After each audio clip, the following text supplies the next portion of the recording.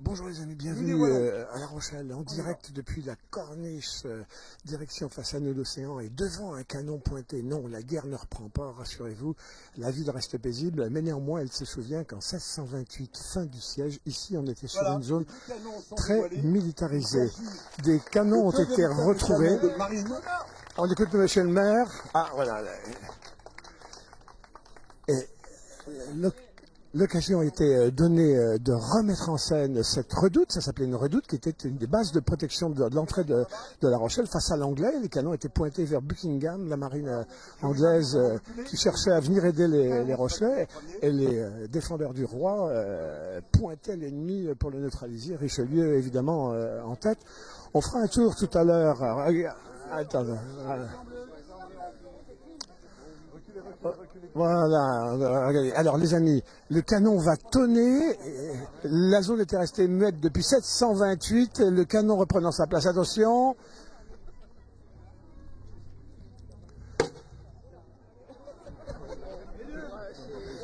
Monsieur le maire, c'est une déclaration de guerre ici à La Rochelle aujourd'hui à laquelle on assiste. Oui, mais enfin une guerre très modérée, j'aurais préféré un son plus tonitruant, mais nous avons d'autres armes qui vont pouvoir faire feu bientôt.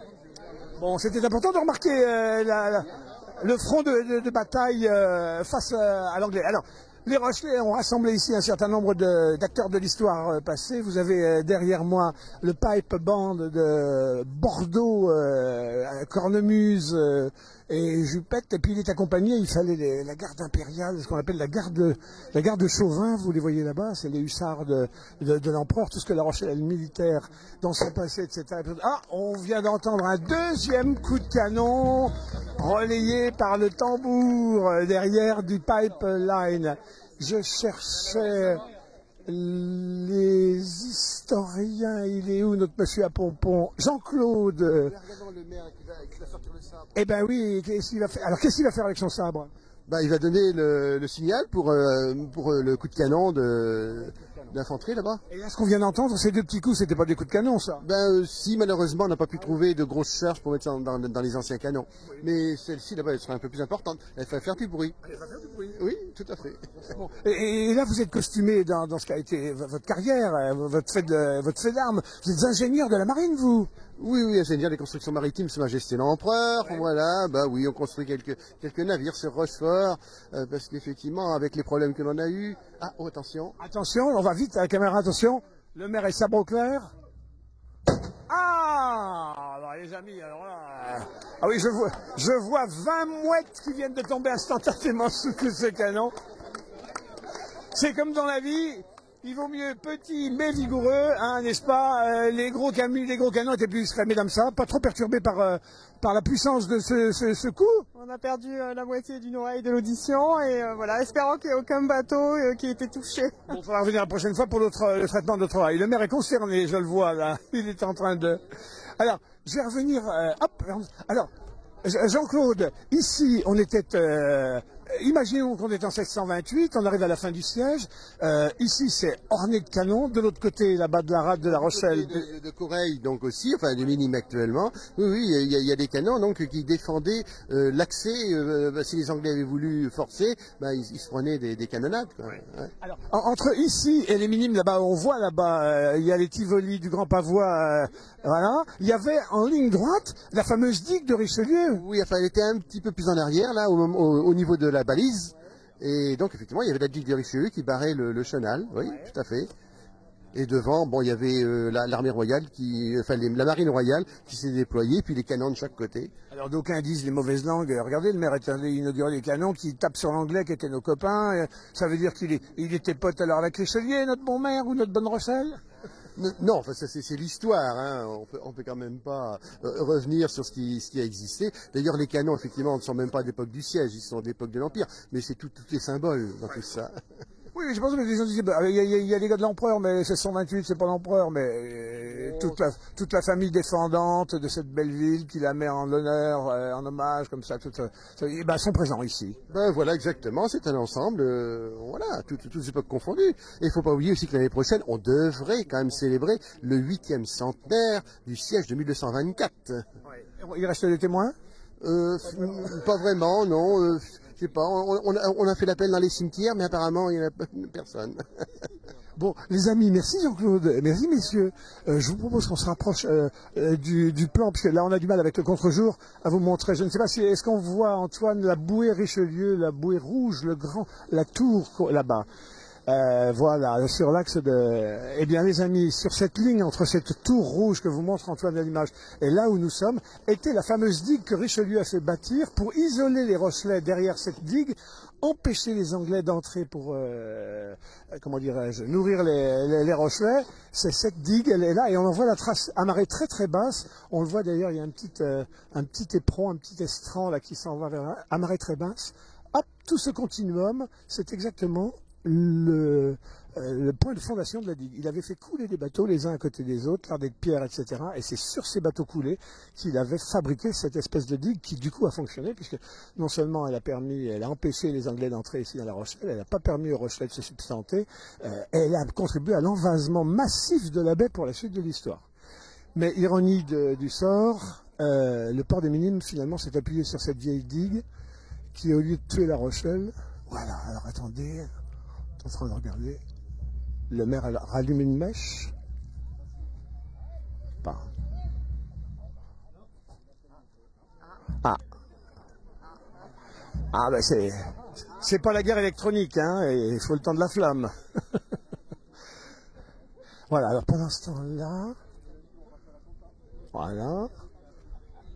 Donc la machine n'a pas marché depuis longtemps, elle est rouillée, il faut chauffer les poudres. Tout à l'heure, j'entendais la garde de Chauvin, donc qui est le nom générique de la garde de l'empereur, dire « Oh, il faut chauffer les bassinets ». Alors je pensais que tout le monde allait passer à la buanderie. Non, ce n'était point. Ah, oh là là là. Alors, monsieur le maire, coup de maître.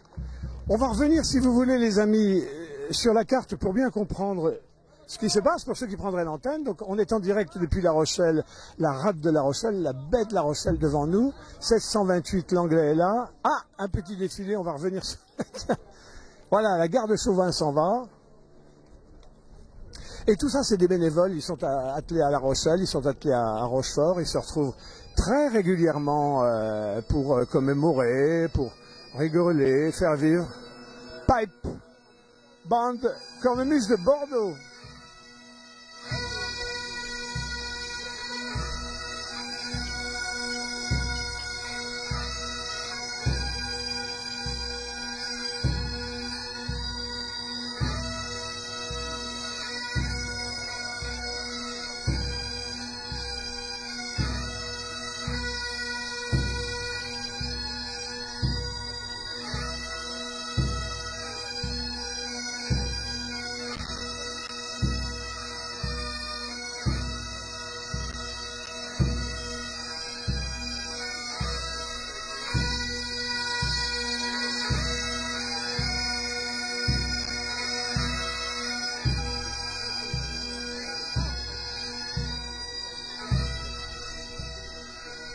Voilà, on va aller les amis pendant que le pipe band joue.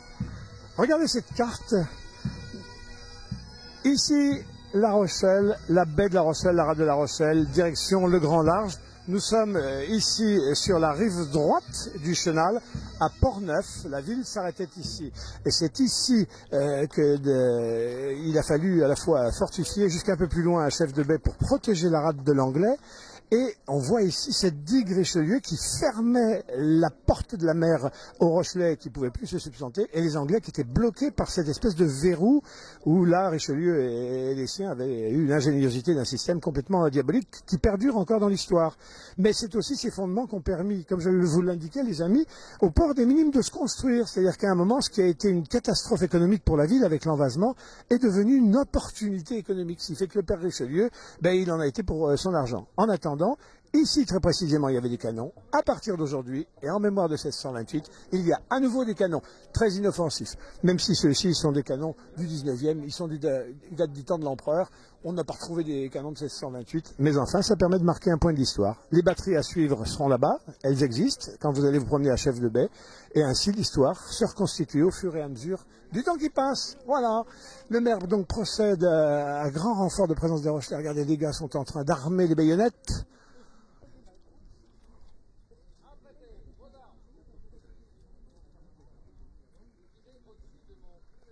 Alors,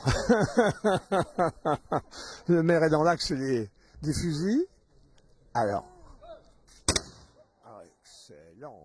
Alors, je dois dire que c'est presque plus bruyant qu'un canon. Le boulet est plus petit.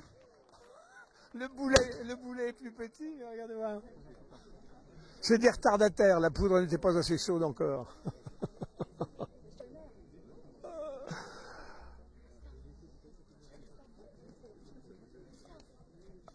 Voilà les amis, donc si vous arrivez à La Rochelle, que vous manquez un peu de temps, vous avez le Festival de la Fiction bien sûr, et puis alors en cette journée du patrimoine, puisque c'est la journée européenne du patrimoine, La Rochelle, c'est la 40e édition, 40 sites sont mis en scène, 90 manifestations, dont celle-ci. Je regarde s'il y a... C'est toujours impressionnant quand même la violence de ces coups là. Hein. Voilà, dans cette manifestation, au nombre des 90 rendez-vous rochelais pour la journée du patrimoine. Dites donc, on a un peu une manif, hein, joyeuse et pacifique. Voilà, donc tout au long de la journée, bien sûr, les musées sont ouverts, bien sûr, un certain nombre de beaux hôtels particuliers sont ouverts. Je pense à la propriété de la Faucherie aussi, au nord de la Rochelle, et puis l'hôtel Poupée, la préfecture de La Rochelle. Des espaces paysages, des beaux jardins sont ouverts. L'histoire des Templiers du côté de la cour du Temple, allez vous y promener, vous aurez des surprises. Et La Rochelle protestante, par ailleurs, du côté du Temple. Et je vous signale... trois petites singularités encore. C'est une balade sonore dans La Rochelle, rappelant les francopholies. Donc, quels chanteurs ont chanté où, ont eu quelles aventures où dans la ville. Vous vous baladez avec un casque sur un itinéraire marqué et vous allez comme ça traverser l'histoire des francopholies au travers des sites qui ont été remis en vie. Et puis ici, dans ce quartier de Portneuf, toute une exposition à la maison de quartier qui relate l'histoire de ce quartier de Portneuf, qui était à la fois un quartier déjà un peu ancien, mais en même temps tellement neuf. En tout cas, il a porté une partie de l'histoire de La Rochelle. Preuve en est ici aujourd'hui. Voilà les amis, et pour finir, promenade le long de la corniche, direction le Mail de la corniche, vous suivez, dès que vous voyez l'océan, vous verrez cette batterie ici désormais, et puis les explications qui en sont données. Voilà, passez une très belle journée dans le cadre de cette journée européenne du patrimoine. Apprenez beaucoup. À très bientôt. Remercier et applaudir l'association du Garde Chauvin, les amis de la Porte Royale, ainsi